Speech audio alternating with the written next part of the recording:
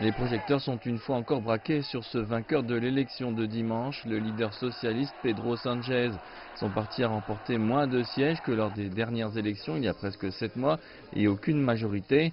Sánchez ne peut gouverner seul et alors qu'il s'adressait à une foule de partisans dimanche soir, il n'a présenté aucune voie claire pour un gouvernement stable.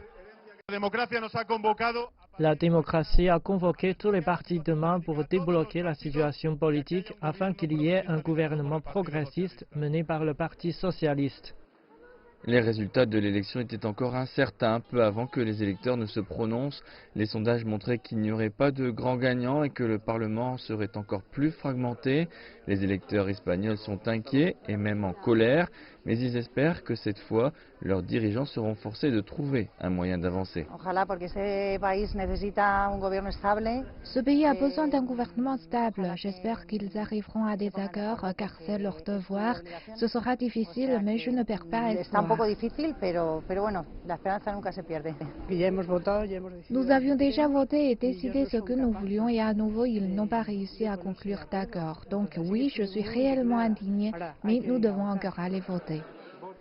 5 grands partis allant de l'extrême gauche à l'extrême droite se sont disputés une place dans le prochain gouvernement espagnol. Vendredi, leur chef terminait une campagne tendue dominée par la crise catalane en cours. Selon les sondages réalisés peu avant le jour des élections, près d'un tiers des électeurs étaient indécis. La crise catalane a renforcé la droite espagnole. Les partis de l'extrême droite appellent à une position plus forte du gouvernement central sur le séparatisme catalan. Le parti Vox d'extrême droite a bénéficié le plus de ses opinions très nationalistes et il est le grand gagnant de l'élection. Il a plus que doublé le nombre de ses sièges en passant de 24 à 52 sièges et est devenu la troisième force politique de l'Espagne. Aujourd'hui, une alternative patriotique et une alternative sociale ont été consolidées en Espagne et cela nécessite l'unité nationale et la restauration de l'ordre constitutionnel en Catalogne. Avec l'application de nos lois que l'on ne peut arrêter, cela nécessite l'égalité de tous les Espagnols dans le territoire national. Pedro Sánchez aura besoin d'alliés pour créer un gouvernement.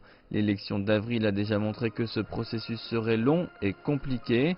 Et l'une des grandes questions, si ce n'est la plus importante aujourd'hui, c'est de savoir qui ces alliés pourraient être et combien de temps leur gouvernement de coalition pourrait durer.